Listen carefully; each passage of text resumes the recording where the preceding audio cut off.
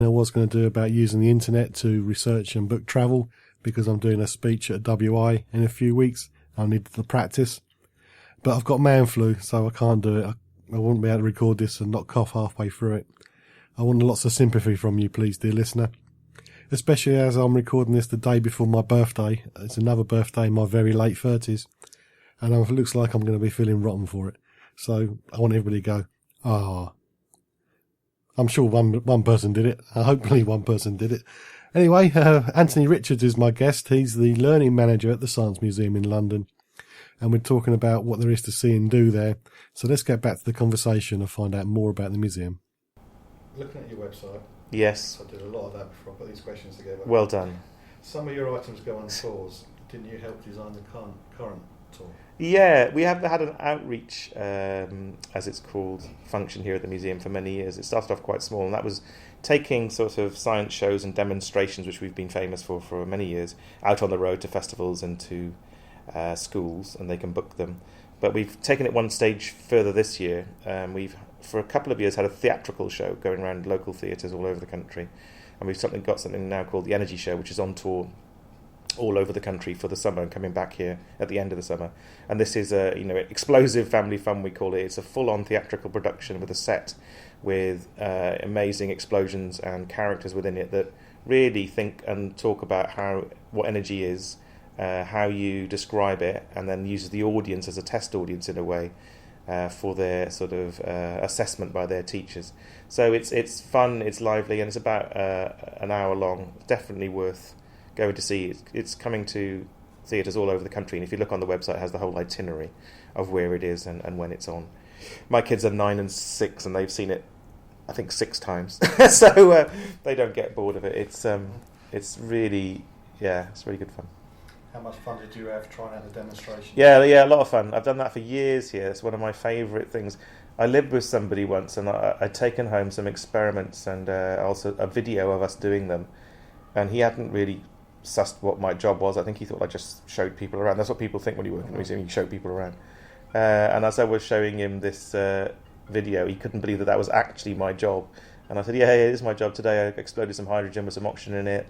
Then I put some Alka-Seltzer in some water. Yeah, so all of these things have to be tried and tested for reliability, but also for the audience as well. So, yeah, in this show, because it's on the stage, the scale of them is quite something. So there's liquid nitrogen, there's hydrogen, there's fireball, there's a trebuchet, and also some rockets get fired into the audience. So, yeah, it's pretty big. Do you have scientific people doing that, or are they actors? In this show, they're actors that are trained up by us and by some consultants to know what they're doing. And they're actors because it's a very grueling touring show that, actors are born and bred for that kind of thing. We have explainers on the floor here at the Science Museum that do those kind of things, but we wouldn't put them on the road and expect them to perform like professional actors. That's another job, really. Yeah. So, yeah, but they're very good. They're very convincing. Might help them get a role in the new Star Wars. Well, there's lots of Star Wars jokes in this show, actually. Yeah, so maybe that was what they thought. What's been the all-time most popular exhibit?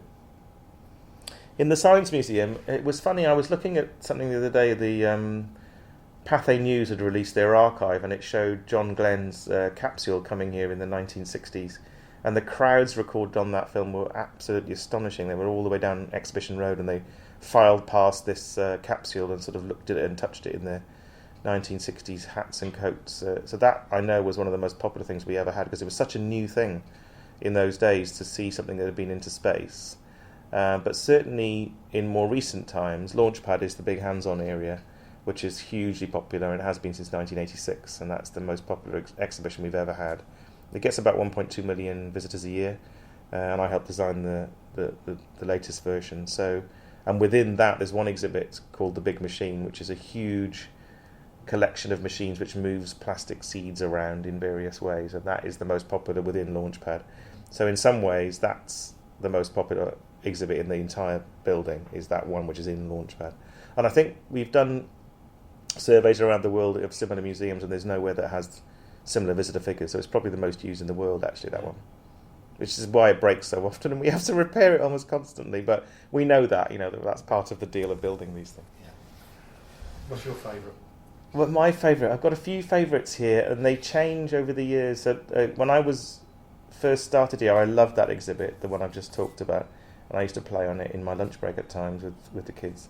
I also like the Vickers Vimy, which was the first plane to fly across the Atlantic, because I remember studying it as a kid, and then I remember sitting underneath it at a dinner once and just marvelling at this, I don't know, this thing I'd always looked at in books and always sort of knew the story of Alcott Brown, and then something about being next to the actual thing and seeing the scale and the bits of repair on it and what it was made of, that's one of my favourites. And then maybe there's a couple of others. There's Watson and Crick's model of DNA, which you all study at school when you do genetics, and these two scientists at Cambridge that put together the double helix out of bits of lab equipment, and we've got that downstairs, which some people find very emotional, and it's a beautiful object. And then some things are very poignant. There's two objects downstairs which you wouldn't expect at the museum. One is a rice bowl from Hiroshima when the atomic bomb dropped, and it's melted, and see it on one side, and you can see the effect of that moment in history, what it did to an everyday object. And also there's the camera that took that very famous picture in Vietnam of the girl running away from the napalm attack. Oh, yeah. And that's downstairs as well, and she came to the opening actually. So there are things like that which are we were talking about, who puts in what objects into museums and telling us stories. You can be very imaginative about it, and I think that's probably why I like those ones. If I worked here, there'd be a hazard of me spending my whole lunch break on Pong. Do you play much on it? I have played a lot of Pong down there, and I remember when it first came out, and when we built that gallery, it was with Tim Hunkin, who's a cartoonist and engineer and inventor. He's an amazing man, and I'd read his cartoons when I was younger, actually. So it was great to work with him on that gallery and a few other projects, but Pong was put in there. And to this day, you'll see kids still on there. They don't really quite get that it's a video game, and then you and me, like dads like our age that go down there and say, oh, I remember this, they kind of get mildly excited, and then they say, is that all it does? And you kind of say, that is all it does. You can make the ball go faster sometimes. So yes, I do play a lot of Pong. Interestingly, there's a new technology coming out with Raspberry Pis and coding that they're getting kids into, where they use Pong as the basis for one of the lessons, because teaching coding, you can do all of those conditions. So change the bat, change the ball, change the speed, change the colour, all using code. So it's getting kids to use Pong. Pong is still alive in these coding sort of games that are available at the moment. Yeah. Gameplay is always relevant, isn't it? It's always relevant. It is, yeah. Hello, I'm Mike Barry. And I'm Bob Bluffield. And together with Alan Mullion, we bring you The Grumpy Old Men on Saturday morning between 8 and 10. We take a look back at what's been happening during the week and, let's just say, discuss it. Oh yes, we do play some good music as well. That's all here every Saturday morning between 8 and 10 on Seclo Sounds. You can make comments about the show at facebook.com/John Guinn Travel Show. In travel news, as I mentioned earlier, there's a story about a visa, a good news story about a visa, which makes a change.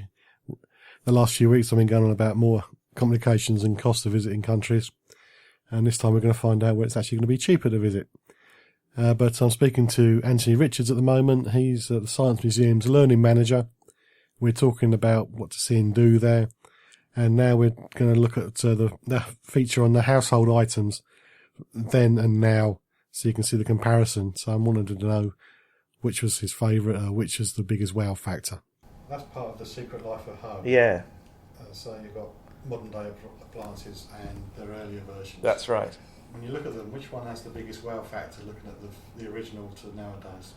I think there's quite a few down there. I mean, Tim Hunkin, who I was saying put that gallery together, he's got an amazing sense of humour. So you've got the history of the lavatory down there, and the kids scream when they see, a couple of planks of wood, and then you move on to porcelain and the rest of it. So that's one side of it. But I think some of the things like the vacuum cleaners and also the big labour-saving devices like the washing machines and all of those things. You really see the scale of them when they first started and the effect that they had on households, especially women, sort of liberating, women out of the kitchen. And I think those are the ones which tell quite powerful stories. Yes, and he's done it in a very, very amusing way. So there are jokes all the way through that exhibition. And it's quite nice because they're quite subtle and hidden, so it's nice to point them out to the public sometimes. And there are joke labels. There are strange things that come out when you're looking at them on a timer. There's a polar bear that comes out of a fridge, for instance. There's a man that comes out of a toilet if you stay there long enough. So all of these different things just add a little bit of humour and storytelling to something that could be quite dull, really, looking at domestic appliances. Come on. So, it's well worth a trip. I'm very fond of that gallery. Is there a best time to visit to get the most hands-on? Yeah, there is. There is. What people tend to do all over the country is have the same thought. So at half term on a Wednesday, when it's raining, somebody in the family decides, let's go to the museums, as they're usually called today. And they arrive, and there's probably about 40,000 people in South Kensington. And they go, God, it's always like this. It's not always like this. That's what happens when everyone makes the same decision on a few conditions. So the best thing is to do is to come as early as you can. So we open at 10, close at 6. But also Saturdays and Sundays, we're always open. We only close 2 days a year. So, do a bit of planning and try and come here when lots of other people don't come here. We also open late for young adults once a month on a Wednesday, the last Wednesday of the month. So that's a particular crowd that we get sort of at that time. And then we have early openings for children on the autistic spectrum as well. So there's lots of different ways to access the museum when it isn't crowded. And again, the website is the best place to find those. But as ever, the best thing is 10 o'clock when everyone else hasn't quite made it. Still fighting over their Rice Krispies. I have to get up early. Correct. Or sleep outside overnight. Yeah, you can do that too, but you get arrested. Okay, best say I don't advise people to sleep outside. Best not to do that. We mentioned about people seeing stuff in storage, but how do you apply to research something? Do you write to the museum, or is there somewhere else? Yeah, I mean, the quickest way these days is to email, is to find out the name of the curator, or there's if you go on the website, there's a thing called Contact Us, and you can write a general email in, and when that gets to the holding place, it'll be sent out to the most appropriate person. So depending on if you were, let's say, wanted to find out more about the steam engine or the rocket or the development of steam power, then that would go to our curator Ben Russell, who looks after that stuff, and then he would get back to you and you would take it from there. So that would be as a member of the public out of interest, or also if you were doing some research or you were studying and you wanted to see some of the national collection. Both the same, really. But yeah, you can write and ask, but that's the quickest way to do it. All functioning website. Yes. You said adults only events. Yeah. Why are they adults only? A few years ago, looking at our profile, it was very clear that we were doing very well for kids, and also that people had a good attitude towards the museum. They liked it.